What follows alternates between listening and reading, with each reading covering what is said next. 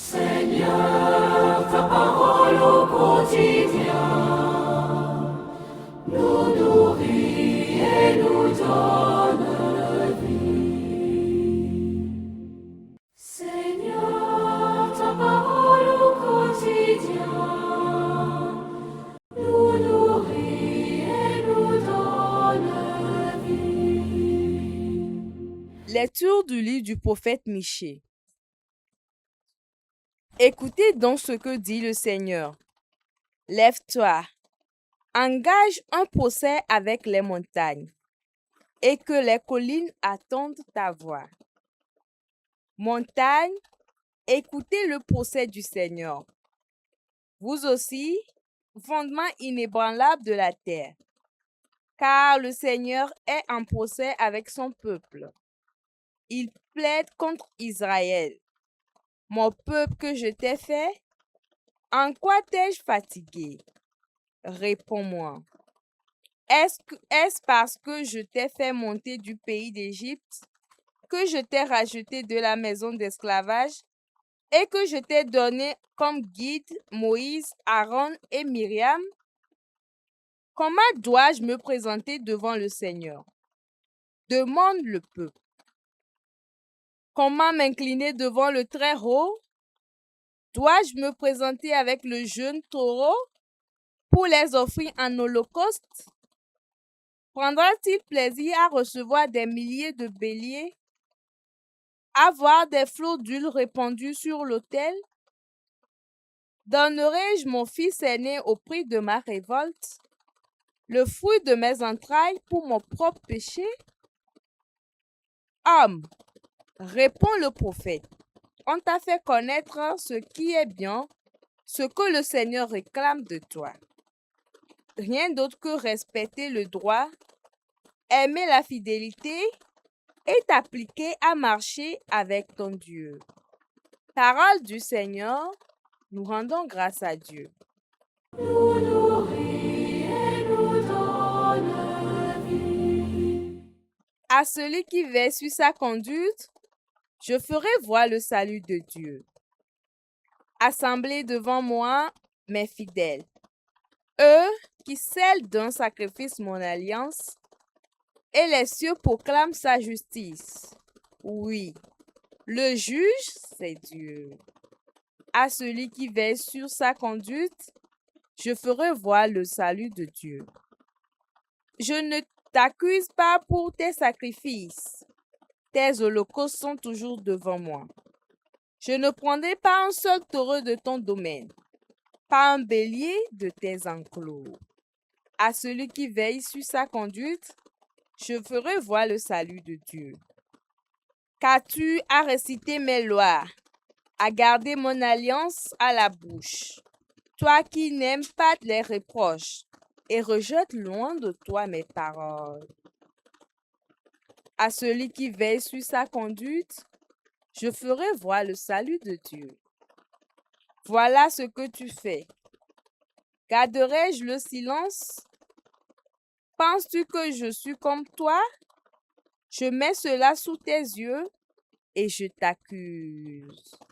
À celui qui veille sur sa conduite, je ferai voir le salut de Dieu. Qui offre le sacrifice d'action de grâce, celui-là me rend gloire. Sur le chemin qu'il aura pris, je lui ferai voir le salut de Dieu.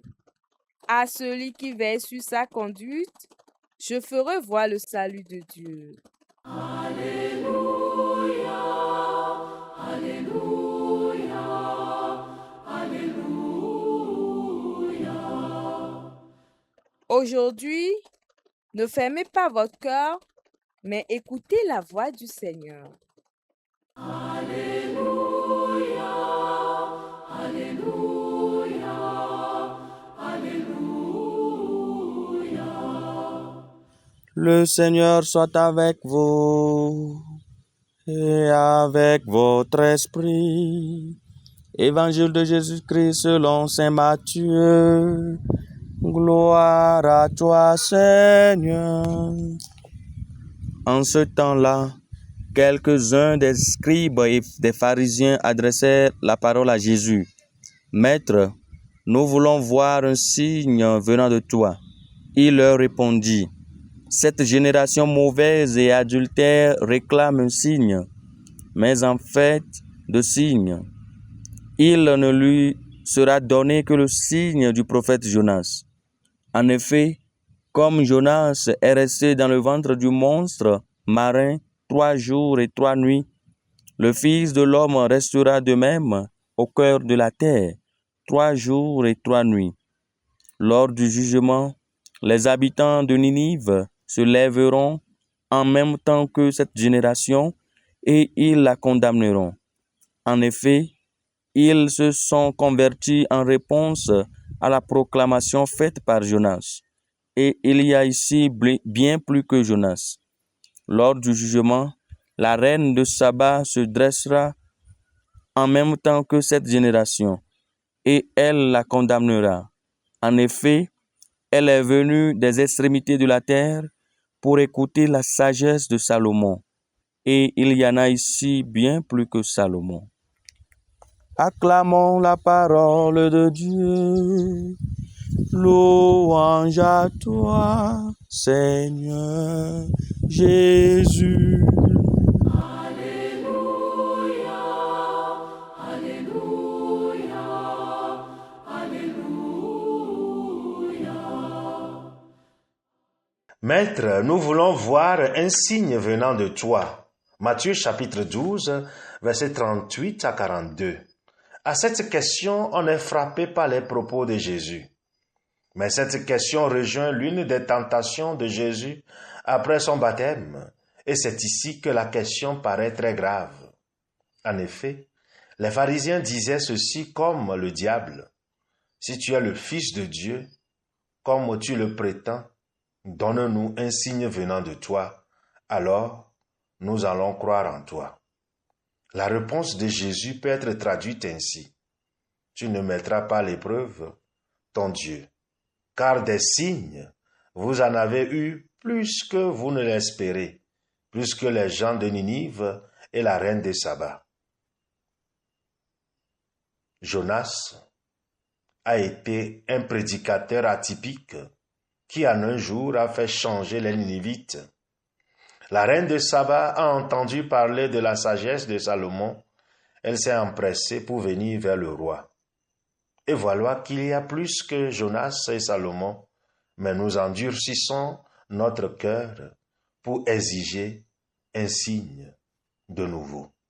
De signe, il n'y en aura pas que celui de Jonas dans le ventre du poisson. Avons-nous cru à cet ultime signe? Ce qui veut dire que ce ne sont pas des signes dont nous avons besoin. Ce dont il s'agit est de mettre en pratique la parole de Dieu. Même un tout petit peu de parole est suffisant. Que ne ferait pas Dieu pour nous sauver? On nous a tout donné pour qu'on se convertisse. Il ne s'agit pas de se demander « Que donnerai-je au Seigneur pour qu'il m'entende ou qu'il me bénisse ?» Car tu as récité mes lois, as gardé mon alliance à la bouche, toi qui n'aimes pas les reproches, et rejettes loin de toi mes paroles. S'interroge le psaume 49, 50.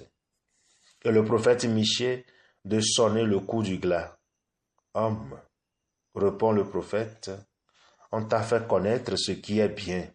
Ce que le Seigneur réclame de toi, rien d'autre que de respecter le droit, aimer la fidélité et t'appliquer à marcher avec ton Dieu.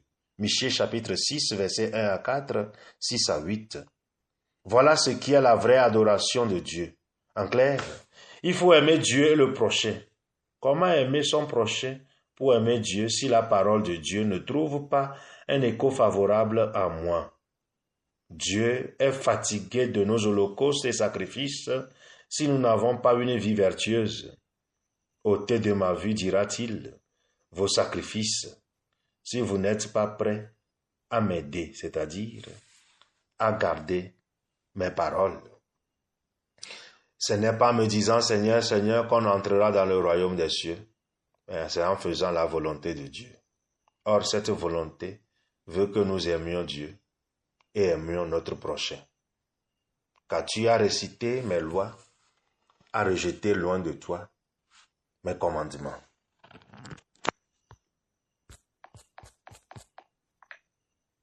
Seigneur, ta parole au quotidien nous